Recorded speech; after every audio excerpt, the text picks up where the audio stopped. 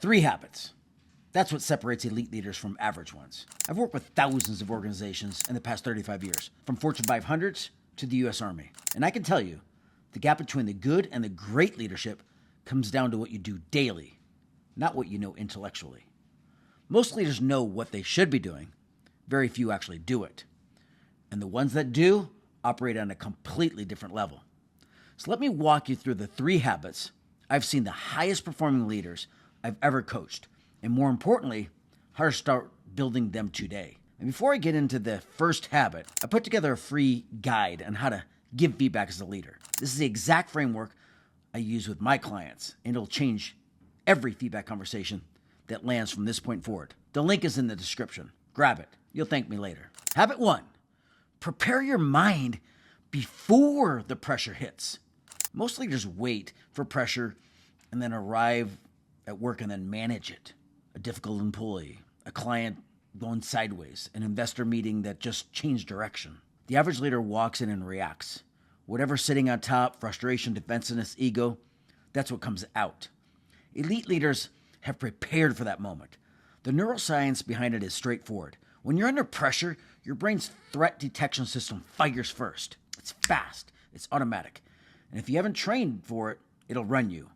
Your brain craves 6 needs: confidence, relationships, autonomy, values, ego, safety. When the pressure hits, one or more of those needs gets threatened. Your brain goes into survival mode. You stop thinking and you start reacting.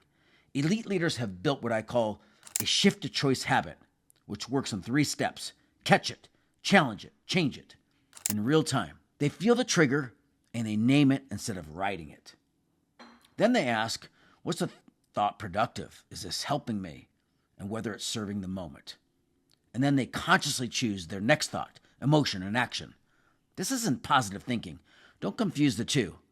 This is cognitive discipline, the ability to interrupt an automatic reaction and insert a deliberate choice.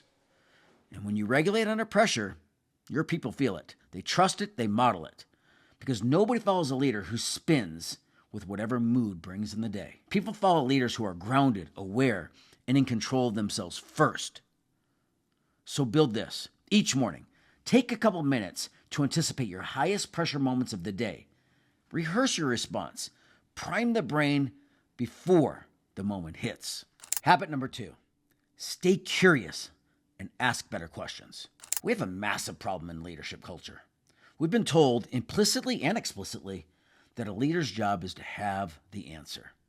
So we walk into meetings projecting certainty, we override input, defend positions, and stop learning. And the organization underneath stops telling us the truth. Elite leaders have flipped this. They've made curiosity a competitive weapon, not curiosity as a personality trait. I'm not talking about being a curious person. I'm talking about curiosity as a daily disciplined practice.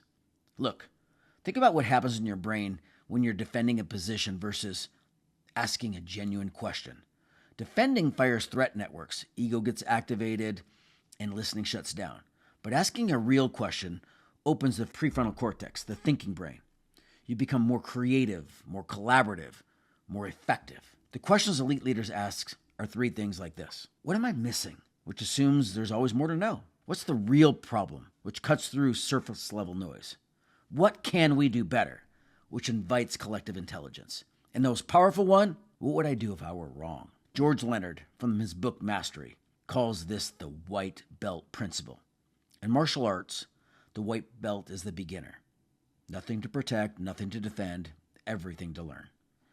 Elite leaders earn decades of experience and still wear the white belt. They know that certainty is the ceiling and curiosity is the ladder. And when you stay curious, your team stays honest with you.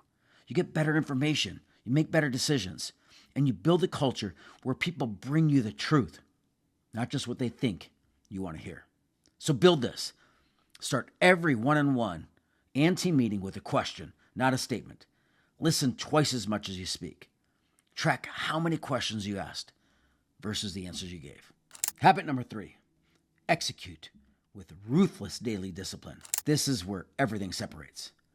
I've seen leaders with incredible vision, deep intelligence, strong relationships who still underperform. You want to know why? Motivation is a feeling. Some days you have it, some days you don't. Feelings are not a reliable operating system for elite performance. Discipline is a decision. You make it before the feeling shows up, and you execute whether the feeling shows up or not. Average leaders want to do everything. They confuse activity with progress. Elite leaders ask one question every single morning. What is the one thing that if I do it today, that moves everything else forward? And that thing becomes non-negotiable. Not a to-do list item. Absolutely non-negotiable. Protect your time. Block it. Guard it. Decline what doesn't serve the mission. Eliminate the distractions, the notifications, the unnecessary meetings, the low-value tasks. Follow through every single day. Not when it's convenient, but when it's scheduled. And at the end of every day, ask yourself whether you actually executed on what mattered most. The compound effect is what nobody talks about. One focused execution day doesn't look like much, but 30 focused execution days is a quarter-changing shift. 300 is a career-defining career. Clarity creates focus. Focus drives results, and results build reputation. Discipline is the engine that drives the whole chain. So build this tonight. Identify your one non-negotiable for tomorrow. Block it. First in your calendar, not last. Protect that block like it's a board meeting, because it is. Now, all three of these habits, preparing your mind, staying curious, and executing with discipline, they all depend on one thing: your mindset. And if you haven't seen this last video on how to make your team feel valued, you need to watch it. Because that shift alone can boost productivity tremendously of your entire team. Click it here, and I'll see you in that video.